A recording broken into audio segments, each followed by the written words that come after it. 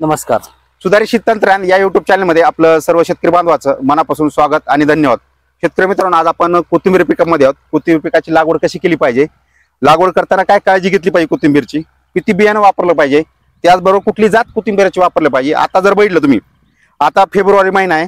ह्या महिन्यामध्ये कोथिंबीरचं भरपूर असं मार्केट चांगलं असतंय. उन्हाळ्यामध्ये मार्केट चांगलं असतं, कारण याच्यामध्ये बघा रमजानचा महिना चालू होतोय आणि कोथिंबीरची मागणी. आता आपल्या दररोजच्या जीवनामध्ये लागणार पीक म्हणजे कोथिंबीर आहे. जर बघितलं तर कोथिंबीरचा कालावधी बघितलं, कमी कालावधी येणार पीक आहे. 40 दिवसाच्या आतमध्ये किंवा 35 दिवसाच्या आतमध्ये पीक येते. परंतु या पिकामध्ये जर तुम्ही व्यवस्थित नियोजन केलं आणि जर शेतकऱ्याला जर या पिकाने भावाने जर साथ दिली तर शेतकऱ्याच्या लोकपती या पिकामध्ये होतो, जे की कमी खर्चामध्ये आणि कमी वेळेमध्ये येणार पीक आणि कमी कालावधीमध्ये येणार पीक आहे. आता लक्षात घ्या, कोथिंबीरच्या वेगवेगळ्या जाती आहेत मार्केटमध्ये. गावरान कोथिंबीर कोणी लावतं, कुणी जर बघितलं तुम्ही वेगवेगळ्या जाती लावत असतं. परंतु आपल्याला जर बघितलं तर कोथिंबीरच्या अशा अनेक जाती आहेत मार्केटमध्ये. जर तुम्हाला लावायची असेल कोथिंबीर तर आता बघितलं तुम्ही, कास्ता एक सगळ्यात चांगली जात आहे कोथिंबीरची. कास्ताचं बियाणं जर तुम्हाला व्यवस्थित भेटलं, आता बघा लक्षात घ्या की शेतकरी मित्रांनो, कोथिंबीरमध्ये भरपूर जर ठिकाणी बघितलं तुम्ही भेळ मिसळ बियाणं भरपूर आहे. जर तुम्ही बघितलं गावरान कोथिंबीर लावणार आहे, त्याचबरोबर तुम्ही कास्ता बियाणं जर चांगलं व्यवस्थित लावलं. आता या काकाने जर बघितलं तुम्ही एकंदरीत सारा पद्धत केली, त्याला किती बियाणं लागलं आणि कशी कोथिंबीरची लागवड केली याविषयी सविस्तर असं त्यांचं मार्गदर्शन येणार आहे. त्याच्यानंतर आपण त्याला मध्ये कुठल्या फवारणी पहिली केली पाहिजे, दुसरी फवारणी किती केल्या पाहिजे. कोथिंबीर हा पिकाला शेतकरी भरपूर जण शेतकरी 4 ते 5 फवारणी करतात, परंतु कोथिंबीर पीक फक्त 2 फवारणीमध्ये आपण चांगलं उत्पादन मिळवू शकतो, तेही कमी खर्चामध्ये. नमस्कार. नमस्कार. नमस्कार. आपलं नाव सांगा पूर्ण. माझं नाव दत्तात्रय भुजंग जाधव, राहणार हावरगाव, तालुका कळंब, जिल्हा धाराशिव. बरं, आपण किती बियाणं लागलं तुम्हाला एकरी? एकरी मला मी 1.5 एकर प्लॉट केलेला आहे. 1.5 एकर. 1.5 एकर मध्ये 50 किलो कास्ती जातीचं म्हणजे धन्याचं बियाणं लागलेलं आहे. कास्ती बियाणं कुठे भेटलं तुम्हाला? कळंबला. शेतकरी कृषी सेवा केंद्रामध्ये. बरं, आता किती फवारण्या झाल्या तुम्ही एकंदरीत? 2 फवारण्या केलेल्या आहेत मी याच्यावर. बरं, आता सारा पद्धत केली तुम्ही. सारा कसं नॉर्मल पद्धत चांगली वाटते का?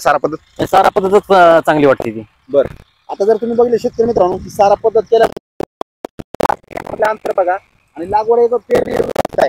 त्यामुळे सगळ्या शेतकऱ्यांनी कोथिंबीर करत असताना नॉर्मल पेरणी करू नका, सारा पद्धत करा. सारा पद्धतीचे भरपूर असे फायदे आहेत. त्याच्यानंतर किती फवारण्या झाल्या तुमच्या? 2 फवारण्या केल्यात मी. बरं, किती दिवसाच्या गॅपने केल्या त्या? एक 8 दिवसाच्या आतच. 8 दिवसात. हा. आता लक्षात घ्या शेतकरी मित्रांनो, आपण कोथिंबीर 2 फवारण्यामध्ये कोथिंबीरचं चांगलं उत्पादन कसं मिळवायचं आहे. पेरल्यानंतर पहिल्या 15 दिवसाच्या आतमध्ये एक तर बुरशीनाशक घ्यायचं तुम्हाला, त्याचबरोबर कीटकनाशक घ्यायचंय. आता 19 घ्यायचंय. आता भरपूर शेतकरी जर बघितलं पेरल्यानंतर 15 दिवसाच्या आतमध्ये युरिया टाकतात. आता लक्षात घ्या शेतकरी, युरिया टाकणं अत्यंत चांगलं आहे. नत्राची गरज असते पिकाला, परंतु जास्त युरियाचा वापर करायचा नाही. जास्त जर युरियाचा वापर केला नुसते पानाची काळुकी चांगली राहते आणि नंतर काय होतंय, ती कलर डाऊन होतं आणि कोथिंबीर आज कलरसारखं वाटते.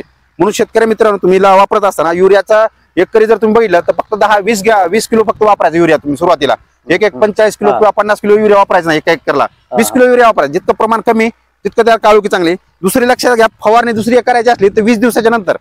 आता ही जर पीक बघितलं तर 35 ते 40 दिवस आहे. 20 दिवसानंतर दुसरी फवारणी केली तर तुमचं पीकच निघून जातं. म्हणजे तुमच्या 2 फवारण्यामध्ये तुम्ही उत्पन्न चांगलं मिळू शकतो कोथिंबीरचं. आता दुसरी फवारणी करत असेल कुठले औषध वापरलं पाहिजे?